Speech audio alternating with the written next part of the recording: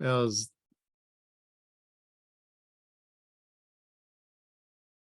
that? Thumbs up? Brilliant. Great. Okay. So by way of sort of introduction and things like that, so tēnā koutou katoa, from welcome from my part of the world in Aotearoa, New Zealand. My PhD supervisor said to me what seems like a very long time ago, he says, treat every conference paper as a conversation starter. And I've actually found that a really helpful sort of thing to do. So often in my conference papers, these are some ideas I've been having at the moment. This is how I think they hold together, but I'm really interested in hearing what other people have to think about this, and then helping me refine what I'm doing, and then moving that forward to publication, and also, learning some stuff along the way. So I'm looking forward to questions and comments at the end of this. It'll be good to maybe also follow up on some things from the previous panel as well. There may be some things that are now distilling in your head around this as well. And Anna, if you're watching this later on video, I hope you're feeling better and well on the way to recovery. Looking forward to hearing about your work and your paper another time.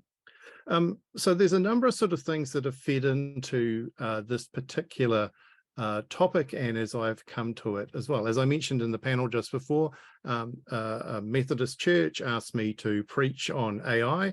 That's not a normal sort of thing normally, and they happened to fall on Pentecost, so they said, can you join the dots between Pentecost and artificial intelligence? And and the interesting thing is the theme I took for thinking about that was the fact that at that time of Pentecost, the earlier followers of Jesus were caught up in both the sense of wonder and apprehension or anxiety.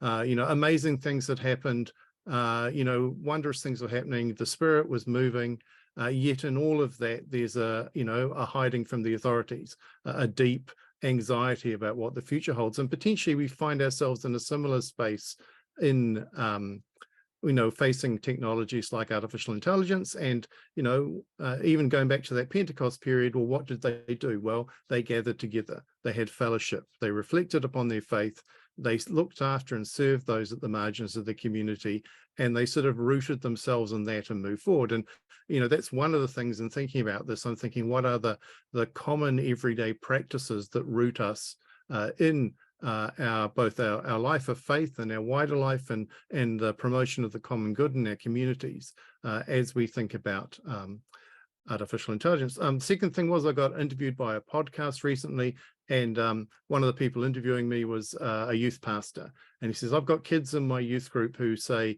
ChatGPT is their friends. They don't have any friends at school, but ChatGPT is their friend. And so they're really, getting in there and revealing all sorts of interesting stuff about their personal life that then going into the database behind these kinds of things and stuff like that. And what how can you help youth pastors with this kind of thing? What are some of the things we should be thinking about with our young people? I also recently attended a conference in Hong Kong, an interdisciplinary conference on artificial intelligence and ethics and society, with a particular focus on East Asia. But one of those things about that is being an interdisciplinary conference, being able to sit there and listen to those from religious studies and theology, but also philosophers, journalists, technologists and others who are all reflecting on this, and actually starting to say, well, actually, we need to be in conversation in an interdisciplinary fashion around this. Johannes and others before were saying, you can't just sit in your bubble. We need our anthropologists, we need our philosophers, we need to be talking to those in industry and those at the grassroots and things. So that's also shaping it. And then, of course, I'm working in an educational context, and depending on what day of the week, there's an awful lot of hysteria about artificial intelligence and what it's doing to how we do education, and some of the impact of that and things like that. So these are the things that are feeding into my thinking about these kinds of things. Also, back in the mid-90s, I was working in a machine learning computer science laboratory, and we were developing machine learning technology for building inductive models of the world based on real world data and stuff like that. So I've sort of been waiting for the penny to drop with AI stuff, and it has dropped in the last year particularly, because a lot of the stuff that we were working on back in the mid-90s is the stuff that's underpinning the stuff that's sort of now into the sort of public consciousness and things like that as well. And so while things like ChatGPT and Bard and Midjourney and stuff are fairly new to the popular imagination, and AI suddenly in the real world instead of just in popular culture, a lot of the AI systems around the place have been running in different capacities and in different functionalities in all sorts of different places. And I mentioned this to the people where I was preaching. I said, I flew to Dubai for a meeting a couple of months back. The plane basically flew itself there and can land itself, and it's been doing that for 40 years.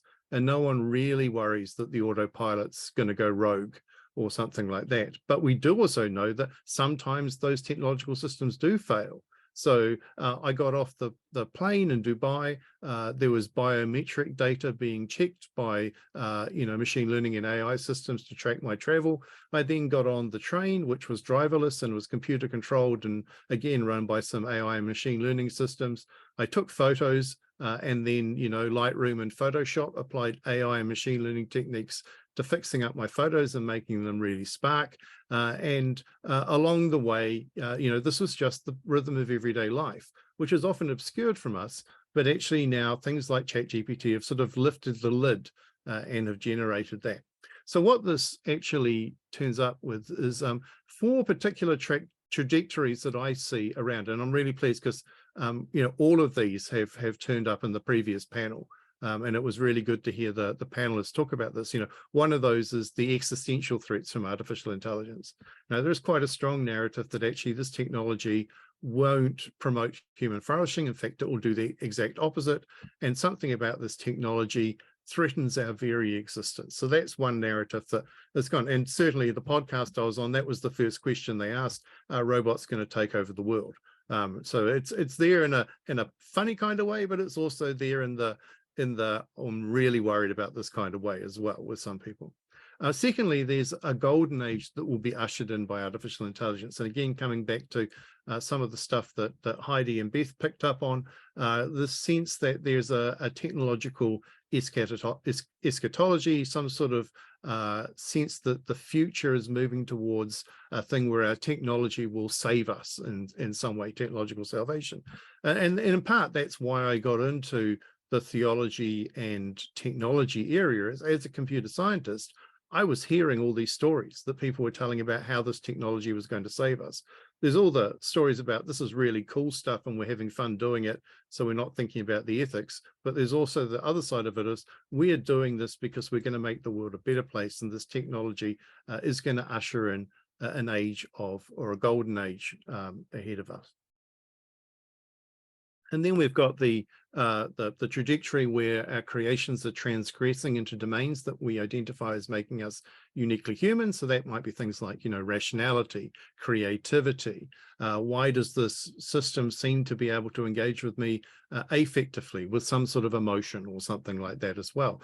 And what does this actually mean around us? And then we've got the 4th trajectory, which is the one that I'm particularly concerned about. Everyday lives and livelihoods are being or will be disrupted, and Beth's already mentioned some of that along the way. And certainly if you're a creative, that's the case, but also if you're in a lot of sort of mundane information processing jobs, answering emails, filtering things, responding to stuff, customer service, you're seeing your job sort of disappearing in that sort of space as well as chatbots and other things take those sort of things over.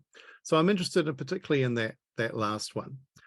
Just some definitions sort of as we go along. So, back in the early 2000s and first, AI is a part of computer science and electrical engineering that attempts to build machines that are capable of performing functions for which we intuitively presume intelligence to be necessary. And first is particularly, she says this is one definition that's given, and there are some intuitive problems with this, that you might come up with. The first one is that actually it's not just computer science and electrical engineering who are involved with this. This is, the psychologists, this is the business people, this is the military, all these other sort of people like this. And then the question of whose intelligence are we talking about, and what models of intelligence, and how we define that? Because, certainly the early AIs, reflected what those white male scientists presumed was intelligence, playing chess. or solving particular sort of logic problems and things like that. Whereas we know that, you know, in terms of intelligence and things like that, we might also talk about an emotional intelligence, being able to empathize with someone in particular ways, or other sorts of intelligence and things like that. So who's defining that as well? And so, you know, Kevin Warwick, again, has a little bit earlier than that, but also is trying to say it's not just the study of computers, but of intelligence and thought and action. And I think that's an interesting thing. It's not just the cognitive side of things, but it's also how is that realized in some sort of agency as well. And he says, you know, computers are often the tools because, you know, those theories are expressed and modeled in that to do things that would require intelligence if done by people. I'm going to quote Beth here as well. You know, she's, you know, simply put, AI as a field involves working towards rational agents that respond to stimuli. You know, that might be us having a conversation with them, perhaps in ways comparable to modes of human cognition. And to this end, AI as a field can involve reasoning and planning and learning and natural language processing and sensory perception, emotional processing, and in robotic forms, the ability to move and manipulate objects. So there's a whole bunch of sort of different things here, and the definitions are getting refined, but are still having that particular key thing of reasoning and rationality. And, you know, coming back to some of those discussions, you know, around all personhood and things like that, you know, when we define personhood as attached to rational capabilities, we've seen then that, you know, we see the diminishing of personhood for those with dementia, or those who are newborn infants who cannot yet do that kind of thing, or the way in which we argue that maybe, you know, historically we've argued that women are less rational than men, or that if your skin color is a particular color, then you're more rational or less rational and things like that. So this definitions of trying to define humans are deeply problematic as well. And I think the definitions in AI are also problematic and need some close scrutiny along the way. But in general terms, Russell and Norvig and co, you know, we start to think about systems that think like, you know, if we're thinking generally about artificial intelligence, systems that think like humans. So they're trying to model under the hood how they think we think as well. Incredibly hard thing to do. Systems that act like us, you know, so they might interact with us. And this is actually one of those things that, say, the Humanoid Robotics Lab at MIT did. They said, well, actually, if we're going to build artificial intelligence systems that are going to interact with humans in the world that we find ourselves in, then those need to be embodied. So we need to create bodies for these that are like humanoid bodies or other things like that. And then we need to teach to learn using those bodies and to develop their cognitive processes. So systems that act like humans, systems that act rationally, and then systems that think rationally as well, and we're in different kinds of ways. So they might come up with, you know, well, that's a rational explanation for that, but the process by which they've come to is quite different from how we might do it as well.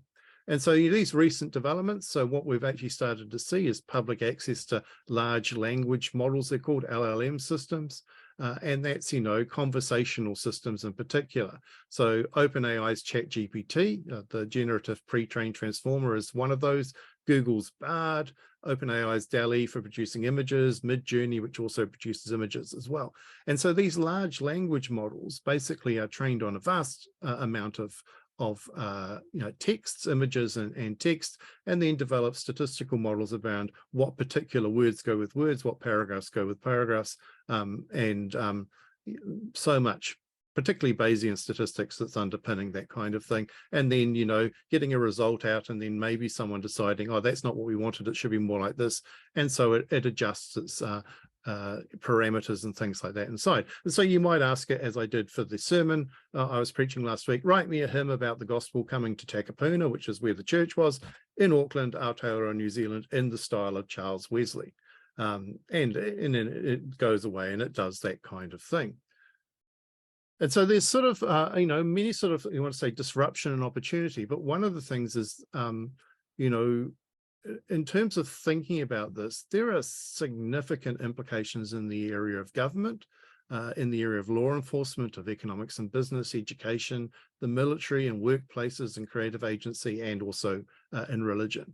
The different way in which these systems interact. I mean, one of the clear examples of how this is happening within, say, law enforcement or the forensic area is the way in which AI systems are used to evaluate whether someone should go on parole or not.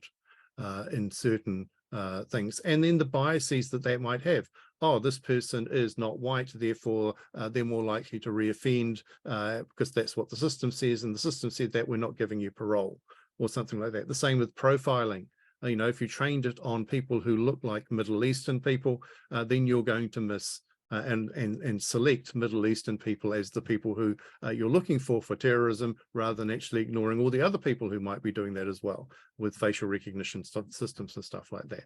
And similarly, the way that gets incorporated into the military, into government decision making, and so forth. So there's quite a lot of disruptions going on. And so this is why I think what we are looking for here at this particular time, and we should be continuing to strive forward, is some sort of practical wisdom, or phronesis, you know, the kind of reasoning, and I'm quoting Kallenberg here, that is needed when there cannot be one clear right answer found just in the back of the book. And so, you know, I've teased this out a little bit in the area of social media. You know, deontological ethics get you so far, but then they don't work in some cases. And consequentialist ethics go so far, but don't work in some ethics. Nadia Delicata has done something similar with natural law theory and natural law ethics as well. And, you know, I think virtue ethics, potentially the character that we embody, is key to this. But what we're saying is that we're in a messy, contingent, highly unpredictable world. And actually, you know, how can we find the wisdom to engage with that? Do I have the answers to that? Not in entirety, and I'm still working on it, but actually I think this is what we should be striving for. And so actually I'm really happy to see in the pictures in Zoom, you know, a whole bunch of people who were presenting in the digital public theology strand at the Global Network for Public Theology meeting in Brazil last year, both virtually and in person, because this ability to speak theologically or out of a theological basis, but speaking in the language of the public square, is part of this wisdom when we're looking for promoting a common good and human flourishing as well. So in terms of AI and disruption and the Christian community, you know, my sort of key sort of thing that I'm thinking about as I'm doing this is this idea of formation and discipleship. You know, this process of being formed to be like Christ. So obviously I'm working here within a Christian theological Christian community type of thing, you know, and Christ is the one who is followed. And so in my abstract, I highlighted, you know, 3 aspects: education, worship, and the spiritual life. And I started to work on actually working on each of those as separate things, but then realized that actually there was a matrix of intersection of all of those things together. So what I've actually gone to do is to pick up some other categories and then show how they speak into those 3 areas. As well. Just in passing, you should note that this has been a conversation that has actually been going on for a while. You know, so you've got, you know, books like God and the Mind Machine by John Potterfoot, you know, back in the, you know, mid to late 90s. Then you've got people like Anne First and Noreen Hertzfeld who were doing work in the early 2000s. So Anne First was a theologian based at MIT's Human Robotics Lab. Noreen Hertzfeld, again, is that, you know, that bridging the gap between computer science and theology. And then, you know, you've got a collection of perhaps more popular essays around this, you know, in The Robot Will See You Now, which is a recent book, Artificial Intelligence and Christian Faith, and then others like Joshua Smith's Robot Theology, and then those like Robert Garassi, who are going into that apocalyptic AI and really exploring that sort of apocalyptic language with things to do with artificial intelligence and virtual reality. So the discussion points that I have here in this paper is these three turn up. The first around those is discussions around authenticity, then some questions around the notion of formation within the Christian community, and then some discussions around the nature of power and how our engagement with AI is loaded with power relationships, and how do we engage those. So we'll start off here with authenticity.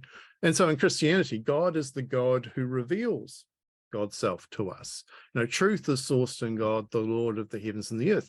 And this is you know, one of those things, you know, I often ask my students, you know, would you ever lie to have someone come into the kingdom of God? You know, is there an ethical question there, you know, between the good of being in the kingdom, but the means of how you got them there? And so there's very much the strong sense of truthfulness, of fidelity, of authenticity in relationships that's rooted in there. And AI then comes up and starts to raise questions about authenticity of our relationships. So not just in terms of interacting with an AI, can I trust you, but can I trust how people are using the technology in the relationships that we have found? You know, if they're gathering information using an AI, or they're using an AI to craft something, you know, how is that affecting the relationships that we have, and particularly those relationships around trust? Then there's the information, you know, I'm using an AI, a machine learning system. Can I actually trust the information that it gives me? You know, where's the veracity in that? How do I check that? As well. And then there's also the stories, you know, people tell, or accounts. You might read a news story. What is actually true in this? How is it being instructed? And these are questions we'd ask anyway with our engagement with media, with our engagement with, you know, people telling their personal testimonies or whatever within a religious context or something like that. But what's true about the story? And how do I know that? How do I test that? How does that shape what's going on? And then this question, you know, who do you say I am? So, you know, the Heidi's work on the I, thou, I, it thing, you know, some of this question is, well, who do you say I am in a world in which AI is doing this, the way in which my communication is mediated to you, and these technologies as well. And obviously, you know, who do you say I am is a, you know, a well-known sort of theme running through things. So this authenticity, you know, comes up in two ways. So, you know, here's a couple of things, you know, the one on the left is you know, a photograph that's been going around the rounds for the past 6 months or so. You know, it's like a, you know, Mid-Journey or DALL-E. Can you make me a picture of what, you know, what it was like at the time of Moses in Egypt, as if it was taken by a selfie? And you look at that and you go, okay, you know, there were no selfies at that time. So, you know, this is obviously not a photograph, unless you believe cell phones were around in that particular time. But on the whole, you would say it's an artist's impression, or an artist or a creator has guided the prompts to produce that picture. It's fine. The picture on the right is an AI rendition of the minister of the Methodist Church that I preached at last week. So this is Peter, and I took a really bad photo off the church website, and I fed in a very grainy image of Peter, and then I configured and tinkered with the parameters and the prompts, and I produced this picture, which is actually an incredibly real facsimile of Peter. And in fact, actually, it looks like Peter is almost glowing, you know, and then his congregation thought this was really funny. But actually, you know, there's an edge to it here. You know, this is a picture where I've taken a picture of Peter and I've manipulated it and produced this. And so within a church context here as well, you know, so questions of authenticity. Can we trust this picture? Can we trust how someone got to it? Is it actually a genuine, authentic representation of this person? As well. And so there's that. Then also, you know, within the question of worship, the focus of worship is God, and the purpose of worship is to glorify God. And so you have these key questions, you know, what place, if any, does AI have in the context of worship? How does the use of AI in worship draw people to God or away from God? You know, there's a question of idolatry lurking in there. And how might the use of AI affect the authenticity of worship? And one of those things is, you know, sometimes I get the reaction from people around, well, actually technology has nothing to do with worship. Worship and spirit and truth is all about the individuals and, you know, and the community and how they're responding to God and stuff like this. And then I say to them, okay, so can you tell me what you did on Sunday if the power went out at church? And they say, well, we couldn't worship. And you go, well, why not? Because we couldn't have the written media displayed on the screen, and we couldn't have the music and musical instruments, and the microphones wouldn't work. And you know, we might be able to light the candles and we might dig out some hymn books, but even the hymn books are technology, and the fire is technology and things like that. So worship is, you know, often inextricably connected with technology in different ways. You know, the architecture, you know, I go to different churches and I can tell from the architecture where emphases have been put theologically. You know, I go to a Presbyterian church and the pulpit and preaching is designed that the preaching of the word is there. I go to an Anglo-Catholic church and it's the Eucharist is the focus, and therefore the table and the way in which that church is oriented. I might go to a Baptist church or something like that, and it's very plain and austere maybe, but, you know, there's space for the worship band or whatever like that goes in. So, you know, technology and things shapes these different kinds of things. So, you know, the question is, you know, in authentic worship, what is that role of technology? Because we use technology within those contexts anyway. Is AI any different, or are there some things here that are turning up? So, you know, one of the areas like that also comes up is the idea of preaching. So here's the my denomination, which is the Presbyterian Church of Aotearoa, New Zealand, actually has a policy on preaching and plagiarism as well. And so this is going to be fun times as we get into how AI is shaping people preparing their sermons and things like this. But, you know, the PCNZ expects ministers to prepare and preach their own sermons. Plagiarism preaching is when entire sermons or sermon content is taken from someone somewhere else and preached in such a way the preacher gives the impression that it's their own material, and that there's a theological core to this, that preaching ministry is found in the interaction between scripture, preacher, and people. And so there is a sense of the preacher actually having to prepare this under the guidance of the Spirit for the people of God they serve. And then there were some further guidelines about, you know, how you actually incorporate material from others in there as well. And so this you know, raises the question, if you use, you know, ChatGPT to reshape the language of what you've written, is it your work, or do you have to acknowledge this in some ways?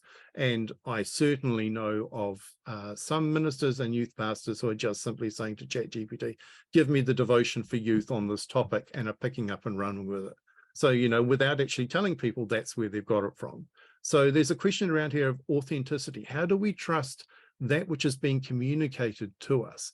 How do we know its veracity, and how do we know the character of the person who is communicating that? And AI throws up some quite interesting things, some which we're already wrestling with, but others are not. You might also say in terms of music and liturgy. So I asked that question about that hymn.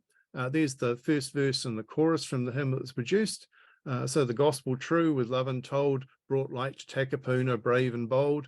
You know, and how Christ has guided us through our days in Aotearoa's sacred land, the gospel echoes sure and grand. Actually, it went on for quite a long time, many, many verses. The Methodists in the congregation actually really liked it. They said it really resonated with the vibe and how they sing hymns, and it worked well with some of their hymn music. But the question is, you know, should the creation of something like the lyrics and the music for something which is our response of worship to God be mechanized in that way? Acknowledging that we do mechanize it. We do know that there are certain genres and tropes and things that we shape our music to, and so they work with that. The thing on the other side like this was, I asked it to write a blessing for the end of the day. You know, in the quiet of the end of the day, we look to you, the source of our blessings, you who fill our lives with goodness, and who are a hope, that sort of thing. We pause for gratitude.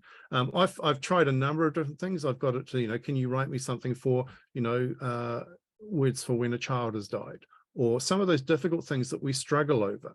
And often, you know, when you're writing liturgy or you're writing things like this, actually you're often going back to things like your prayer books and things, and you're looking what others have written, and you might be, I like that turn of phrase, I'll use that, or I'll create this as well. So the question is, you know, is the AI doing it different from you being steeped in your tradition and knowing how to do these kinds of things? So a question of authenticity in there. When we come to formation, as well, obviously education in religious context covers a range of activities, from apologetics and evangelism through to the shaping the lives, worship and practices of those within religious communities, and critically, you know, critical investigation or critically investigating the interaction of faith in the wider world. Well, one of the things I'm been particularly interested in over probably the last 10 or 15 years is this idea of signature pedagogies, you know, rhythms of teaching and learning that might be described as the types of teaching that organize the fundamental ways in which future practitioners are educated for their new professions.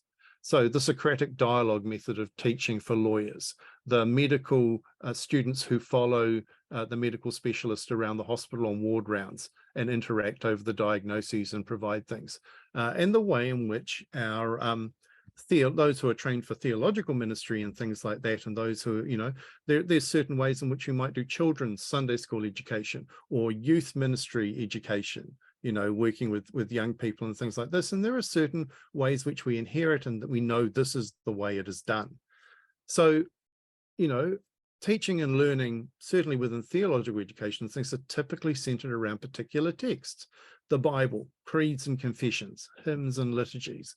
Theological students reflect and interpret upon those texts, which in turn shapes forms of practice. So, you know, you read a text, here's a passage, you need to go away and reflect on it, interpret that text, and then write some response, you know, which is typically an essay or a piece of liturgy, or maybe some lyrics for a worship song or a prayer or something like that. You know, we talk about surface learning, which occurs when students, you know, can actually gather the facts and information about these texts and can sort of mash them together to produce something, but there's nothing there which actually has that sort of deep learning attached to them. And so often we're talking about moving students to that deeper engagement where we've got sort of general and specialist knowledge and skills, you know, so this is like, yeah, yes, you know, these are the texts that you read at a baptism, but actually you need to know how to actually physically manage a baptismal service. And actually you need to understand the implicit structures underneath that of why we do baptism this way. And what is the theological heart of that underlies that traditions. Artificial generative intelligence systems disrupt that kind of education because they are really good at surface learning. They're really good at gathering facts and informations about texts and then producing texts that appear coherent, but actually that's done in a way without any deeper or implicit understanding. And so that's one of those questions, you know, that we're wrestling with here is, yes, this looks like it's produced something that's coherent, but does the system that produced it actually understand, you know, semantically what it means? And we'd have to say, well, actually, no, it's produced by a statistical model that emulates that sense of understanding, but at the moment, but actually it isn't. And so within the religious context, though, those deeper and implicit understandings, they're not optional. You know, they're actually at the heart of what is this. And depending on your religious perspective, actually, these are, you know, life-giving or death-bringing things to get right or wrong as well. I'll also just make a comment here as well in terms of many of us who are involved in formal education contexts and stuff like that have over the past, you know, 30 or so years or maybe longer under the influence of different sort of political ideologies and things like that, now work within a system where it's a very mechanized form of education. You know, those who fund it, those who accredit it, basically say education is what can be measured. You know, and so we have compliance frameworks and we have grading rubrics and we have learning outcomes and their assessments. And while we want to know about formation, trying to explain to a government accrediting body what formation actually looks like when you can't actually measure it with a rubric or something like that, then becomes problematic. AGIs, they love mechanized education. And for all the screaming of the educational bureaucrats around students are going to use this to teach, lecturers are going to use this to do, you know, stuff with do their marking with it and things like this. I actually think the AGIs could replace almost all the educational bureaucrats who accredit things by simply dumping things in. And so I sat there for, I would say, half an hour, and I wrote an entire Bachelor of Theology degree program with learning outcomes, mapping to graduate profile outcomes with assessments, with 24 courses of 15 credits each, 150 learning hours, with course descriptions. And I told it to say, could you be the New Zealand Qualifications Authority and using their standards, produce me a program that will get through successfully? I mean, it's going to completely upend things in different ways that people aren't thinking about. And then partly there's this role of bias in LLMs. What it's trained in will also shape what it gives you. And so that leads into this question of power. So whose interests are served in these large language models, both explicitly and implicitly? And so obviously you've got, you know, the big corporations who are incorporating it into, you know, their web browsers, who are incorporating it into the chat bots on the shop fronts, you know, as you come to ask questions and things. So always asking, you know, whose interests are served, whose power is being reinforced is a good question. Because the nature of the training data biases the output and the effect that has. So, you know, question, you know, in terms of interacting around asking an AGI theological questions or anything, but well, what religious and theological texts were used? I mean, if you've only trained it on things out of the Reformed tradition, you're only going to get something that looks like Reformed theology coming out. If you've only trained it on theology that's been developed by men, then you're only going to get theology out of it that looks like it's been developed by men. So whose voices are missing? What other texts are used? You know, so what other things, you know, certainly if we're doing good theology, we're also interacting with other disciplines. Are those disciplines interacting? And what texts are missing? You know, who's missing in these. And so this is, I'll come to an example of that in a minute. And so, if your training data is only male voices, only white voices, only part of one theological tradition, or it looks exactly like you look, because that's proper theology, then what will the text generated by these AIs look like? And what will they do to other people who aren't you? I think that's a really big ethical question as we come to that. So the spiritual life and things like this, and here's a question around, are our faith and action then shaped algorithmically? And so Pete Phillips has done some work on, Bible reading apps and how the algorithms in Bible reading apps change the text that people encounter, read, pick as the popular text that they like. So a canon is developed within the canon based upon the algorithms in the app and the database behind that. So that's a really interesting kind of thing. You go to a ChatGPT, write me a Bible reading plan for this month leading up to Lent or something like that. What are the biases? Why does it pick, what it does? You've got your digital assistants, so the Church of England's Alexa plugin, where you say, I'm not going to say it because if you've got Alexa in the background, it'll go off.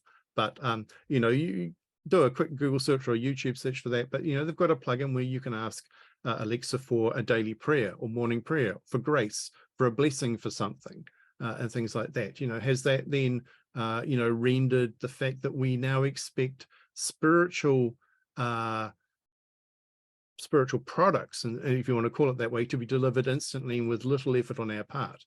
How do spiritual disciplines fit in this? It developed over time. The social media feeds were in as well as one of those.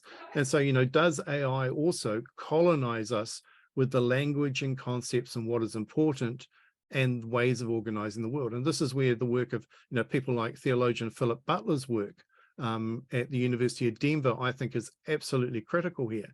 So Butler is developing large language models, particularly based on African American texts, so that the dialect in which you interact with this large language model and the answers it gives you draw upon this body of African American literature, but also interacts with it in a way that it provides a world or a space that privileges that community's language, as opposed to the ChatGPTs, which privilege a very white normalized form of communication.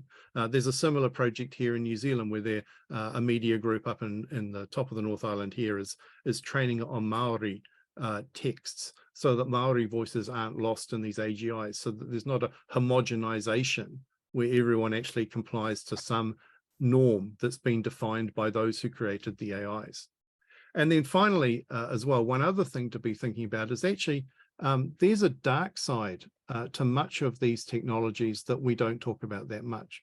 So one of the things with these artificial intelligence technologies is they're as good as they are because they've had a whole lot of human beings doing a whole lot of just menial grunt work to do that. And so, what this has meant, and Karen Howe, the journalist, and Andrea Hernandez, they did this thing. Venezuela had an economic collapse. They had a whole lot of IT people who were there. Effectively, they were exploited and indentured by a company that OpenAI used at arm's length to do a whole lot of really treating their workers badly work in order to produce the ChatGPT we have today. It's a very scary and sad article, but if you read through that and have a look at it, and so these are people who are sitting there, they're bidding with each other to actually get a it's the day workers thing, but like in the Gospel of Matthew, to get the work, and then they're being exposed to things like child pornography. They're being observed to things like hate speech. They're being observed to racism in a way so that the system can be trained to recognize these things, but these workers aren't actually treated in a way that actually helps them cope with the fact that they've been shown horrific stuff and damaged by it as well. And so we have a nice shiny app on our iPhone, but actually there's some really horrific power imbalances and exploitation that's going on under the hood. And so that, I think, is part of our theological thinking, part of our response as religious communities is into engaging that.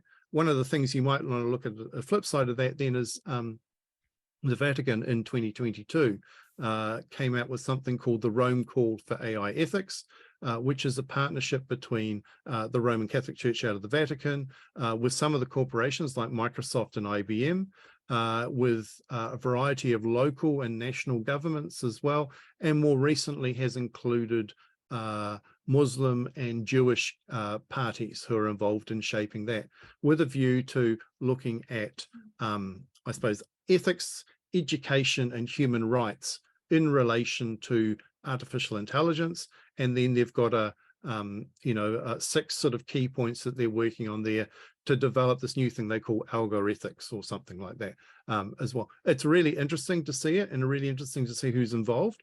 It's incredibly aspirational, because, but it's something that is a start, I think, in some of that area as well, alongside some of the work that Philip Butler and others are doing. And so, this comes back to this idea then of practical reasoning.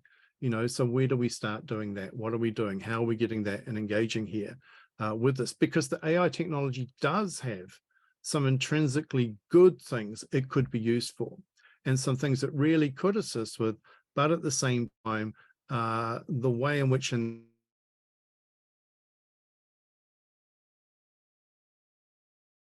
actually will also guide and assume that some things won't be done and other things aren't. And so then my concluding thoughts here then is, artificial intelligence systems engender wonder and anxiety. And so in relation to Christian religious communities, some very real everyday issues relating to education, to worship, to spiritual life and practice, to the way in which we engage with our communities, where we work with others for the promotion of human flourishing, where we're actually doing things that connect with justice and kindness and community and the love of God and the love of neighbor and the love of enemy. You might not like, Mark Zuckerberg and Facebook or Elon Musk and what they're doing in Twitter and stuff like that. But at the same time, we're called to love those and to engage constructively with them as well. And so, that's what I want to leave it. And then I want to see where the discussion goes. So I'll stop sharing my screen.